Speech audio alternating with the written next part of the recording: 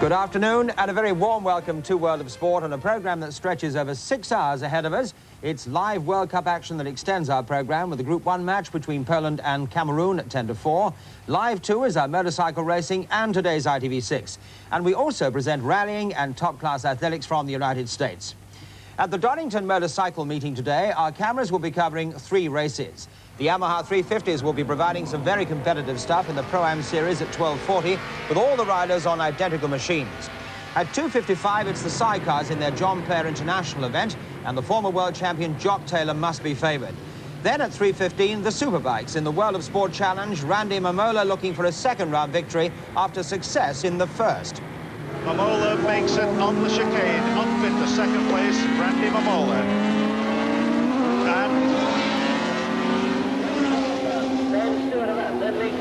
Randy Mamola takes the lead.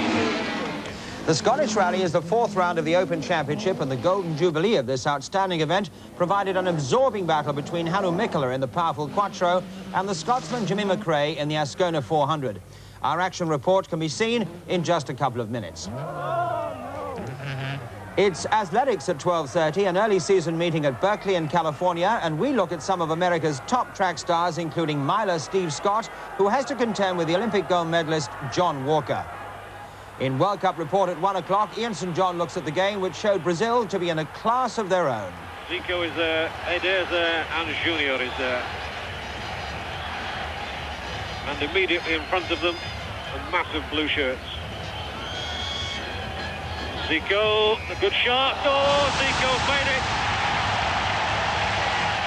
And we should be receiving Ian St John's report from Spain at 1 o'clock. And I've just, by the way, heard news in from England's World Cup headquarters in Bilbao that manager Ron Greenwood has named an unchanged side for tomorrow's Group 4 match against Czechoslovakia. England's only 2 doubts, Trevor Francis, who had a slight groin strain, and Phil Thompson, who had a foot injury, were both past fit this morning. And by the way, Brian Moore's guest at 5 to 4 before this afternoon's World Cup game will be Eric Morecambe. Today's ITV6 combines 3 races from Redcar and 3 from Air, and I'll let you have the top tips at just before 12:40.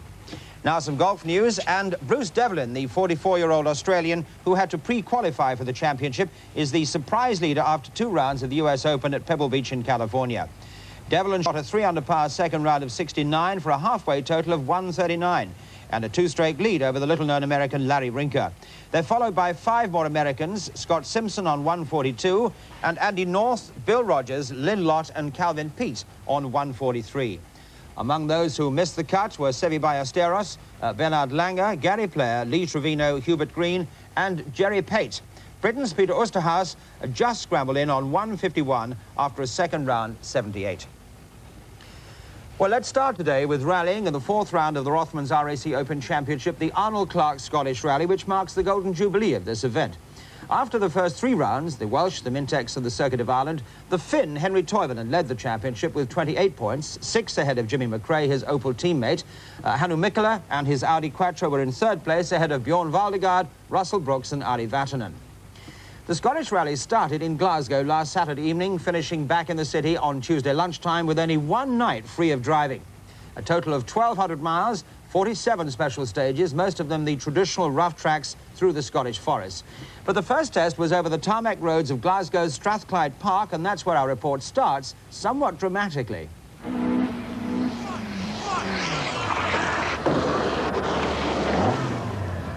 That impact bends the steering arm of world champion Ari Vatanen's Shell Escort, but he quickly recovers and still makes 6th fastest time on the special stage.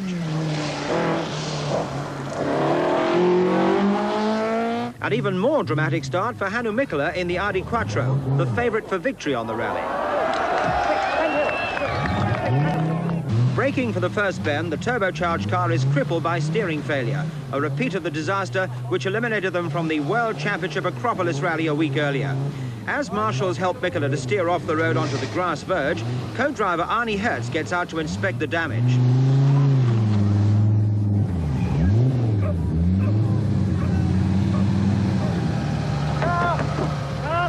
The marshals warn that the next car is approaching, which means the Audi has already lost 1 minute.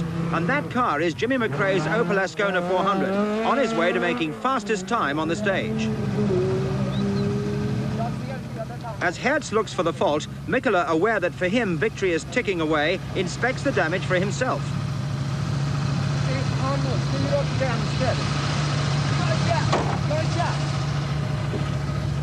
Det är bra, stopp, inte så mycket, kom tillbaka sakta. Tillbaka sakta, mer, lite till. Den, stopp där. Ta till vänster en aning.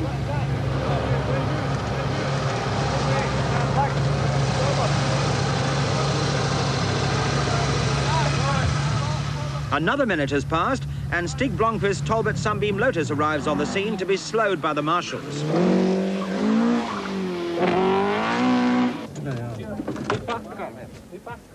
Mikkola is losing too much time. If he wants to stay in the rally, he has to find a way of getting the Audi to the end of the stage where his mechanics can repair it. With the four-wheel drive car refusing to steer forwards, he decides to attempt to reverse it, and with a little help from the marshals, sets off down the stage backwards. But it's a tricky operation.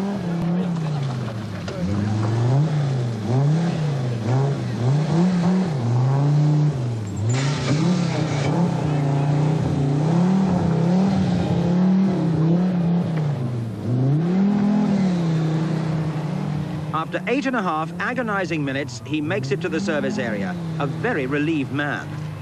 Well, I'm still in the rally in every case, you know, so this was really ridiculous.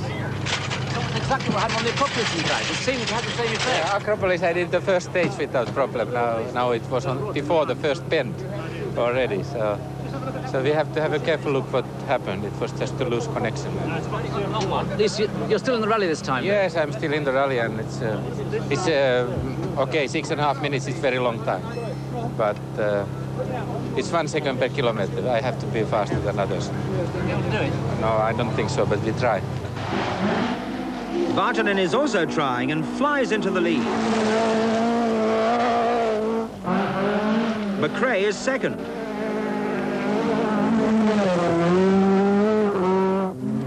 Stig Blomqvist, making only his second appearance this season for the Talbot team, is also flying in third place and challenging McRae for second. McRae's teammate Henry Toivonen in the second Rothmans Opel is fourth. Russell Brooks heads the Vauxhall Challenge with his Chevette in fifth place. And he's chased by Cumbria's Malcolm Wilson on his first drive in this country since last year. The second Vauxhall Chevette is being driven by Terry Cabey, who makes a good start, but the Scottish forests are treacherous and slippery after heavy rainstorms. The engine has stalled. Will it restart? Luckily it does, but the time loss drops Cabey to 8th. Someone else in trouble at the same spot is John Weatherly, giving the Citroën Visa an otherwise impressive championship debut. Per Eklund's Duckham's Toyota Celica is going well and disputing 5th place. Hannu Mikkola is carving his way back up the field in sensational style after that first stage disaster. But the spectacle of the rally is Vartanen. I just left my brake a little bit too late, and I had some previous corners I had brake too early, and now I left it a little bit too late, and you'll see the results. Despite his exuberance, the world champion still leads. McRae is next to arrive, and he too is caught out by this deceptive bend. Oh, no.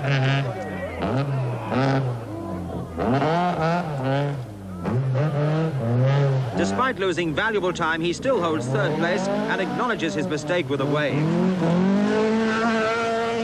Stig Blomqvist scrabbles round in second place, while Henry Toivonen spots the telltale skid marks and corners safely. On the run into Aviemore, Vatanen's advantage has been cut to only a few seconds. A very much in-form Blomqvist heads the chase. He's followed by Scotsman McRae, determined to win his home event. Toivonen is fourth and having to give best to his Rothmans teammate. Russell Brooks always goes well in Scotland. He won the event in 1976, and his determined driving in the Vauxhall Chevette is keeping him well up with the leaders, and he approaches Aviemore in 5th place.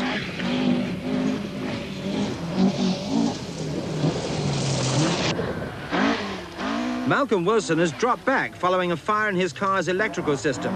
And while he's unable to do anything about the flying Mikkola, who has already passed him to snatch 6th place, he's still ahead of Per Eklund's Toyota. The new Celica going very well as the cars arrive at Aviemore. We had no problems throughout the night. We were leading by nearly a minute this morning. And of course the fact that Hannu was further down the field, you know, it was much easier for us then. Then we had the half shaft going and lost a minute, and now we are only leading by 20 seconds. And again today we had no other problems. Who's chasing you now then, Harry? Stig Blomqvist is chasing very well indeed. He's doing very well. He's the most serious one. Do you know how far behind Vatanen you are? Yeah, I think it's about 40 seconds now again. Well, why has it dropped back? Why have you dropped back a little? Yeah, the last stage here, it's only the first car who can go through there, and then the road is so rough. What disadvantage is it running behind the leaders on these rough stages, Jimmy? I think every car that goes through, obviously the first car through has the benefit of the clear stage. Every car after that, especially the stages around this area, I would say every car you'll lose 10 seconds just with the rocks that's thrown over the track. On Monday morning, Vatanen leads the field through the northern forests, hotly pursued by Blomqvist. McRae is catching Blomqvist. Toivonen is still fourth. Brooks is delayed when the Chevette's front suspension hits a rock, and he's about to become the next victim of the Audi Quattro, driven by an aggressive Mikkola. Wilson holds 7th place as he tries to catch Brooks, but he is also under pressure from KV. Ken Wood loses a few seconds in his Triumph TR7 V8. Vatanen's lead has been reduced to just 3 seconds after a spin, but in Menotti Forest, his fantastic drive is about to end. Prop shaft broke, or coupling of the prop shaft broke, and we have no drive. That's the end of the rally. What actually happened? You were sort of bombing down that straight and just... No, well, just suddenly the back end of the car, you know, lifting up because the front of the prop shaft was touching the ground, so that was lifting the back end of the car up, and so I knew it, that's it. So as the world champion takes a plane home to see his newly born daughter, Stig Blomqvist inherits the lead of the Arnold Clark Scottish Rally. But it's a very short-lived lead because disaster is about to strike the Talbot Sunbeam when its engine loses oil pressure and he too is forced to retire. And that means Mikkola is up to a sensational 2nd place. Suicidal spectators give him a test of nerves, but he storms past countryman Toivonen over the long Kulbin straights. Now he is only 1 minute behind the new leader, Jimmy McRae. After a fantastic final night through the rough, dusty forests high above Loch Ness, the Scotsman fights for his honour. But Mikkola's superior power and traction with a turbocharged 4-wheel drive Audi is too much, and he takes the lead. Toivonen's content with 3rd place, still trying to keep up with the leaders, but at times trying a little too hard. With only 2 stages to go, the epic battle is over. Jim, you must feel very disappointed. Yes, quite a bit disappointed. You know, it's really, you know, it's like batting your head against a brick wall trying to beat the 4-wheel drive Quattro. We tried and, you know, we failed, so we'll settle for 2nd now. Although McRae has settled for 2nd, Mikkola cannot afford to let up over the final special stages to the north of Glasgow. The sad Scot, with regular co-driver Ian Grindrod, is yet again 2nd on his home rally.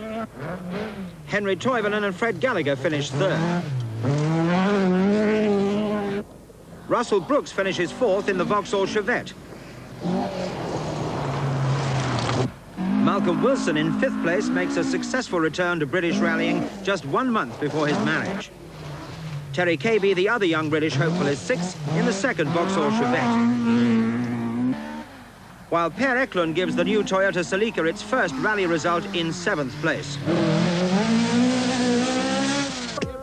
But the heroes are Hannu Mikkola and Arnie Hertz. From last place, they charge back to return to Glasgow as winners. It's the 4th time they've won the Scottish, but this time they did it the hard way.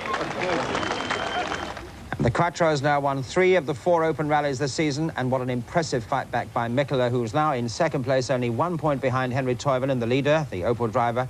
In 3rd place, the Opel teammate Jimmy McRae with 32 points, and then comes Russell Brooks in 4th place with 22. Bjorn Valdegaard with his 1 win, 15 points, and the world champion Ari Vatanen in 6th place with just 12 points.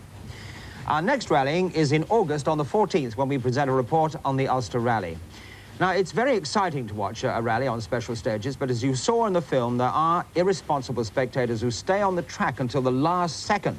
This only adds to the driver's problems and could have disastrous consequences, so please be sensible. It makes the job of the marshal that much easier.